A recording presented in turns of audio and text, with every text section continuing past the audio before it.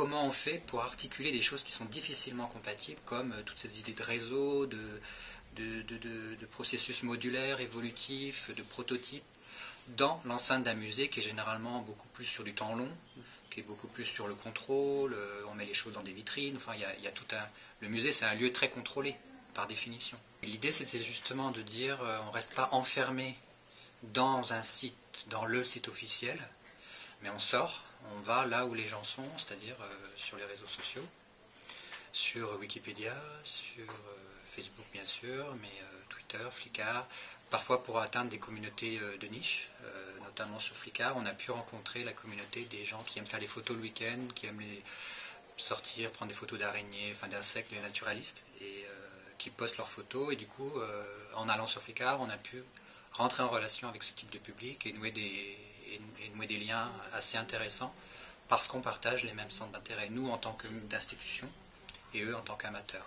C'est ça l'intérêt des réseaux sociaux, c'est que ça permet des rencontres parfois assez inattendues et spécifiques. Je n'aurais pas la prétention de dire qu'un musée peut créer une communauté, parce que je pense que les communautés, ça se crée autour de centres d'intérêt. Et il y a tout le discours des marques qui parle de créer des communautés autour d'elles, mais je pense que c'est très superficiel, à part pour Apple et Nike peut-être, mais pour le reste, à part peut-être aussi, bon, pour rester dans le domaine culturel, de gros musées comme à Paris, le musée du Louvre ou d'Orsay peuvent éventuellement créer des communautés, parce qu'il y a des gens qui y retournent, etc. Mais pour un musée comme le mien, ce serait, je pense, une perte d'énergie. L'idée, c'est plutôt d'aller à la rencontre de communautés qui existent déjà,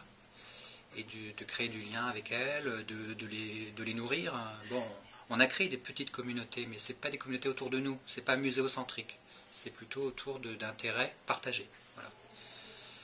Maintenant, sur Flickr, par exemple, on a un groupe qui s'appelle Collectionner le vivant autrement, qui est animé par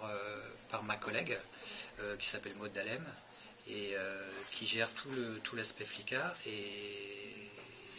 elle a réussi vraiment à fédérer un groupe de gens très réguliers,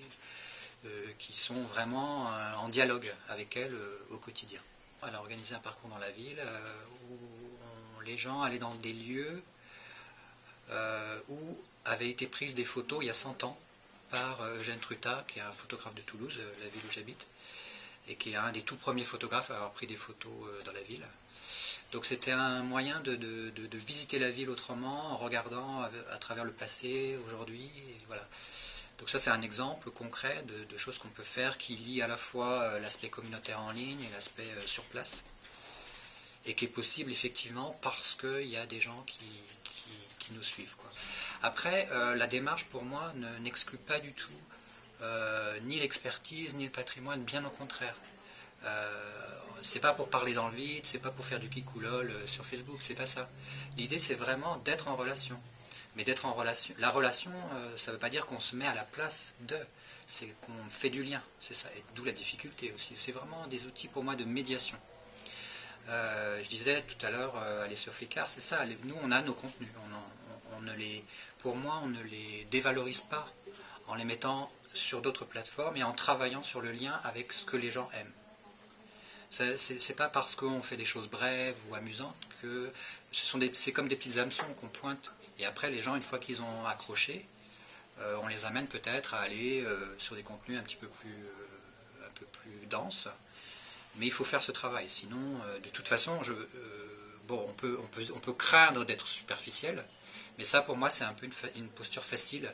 où on va du coup rester dans sa tour d'ivoire, mais du coup devenir complètement invisible, puisque de toute façon je crois qu'on n'a pas beaucoup le choix dans le monde d'aujourd'hui.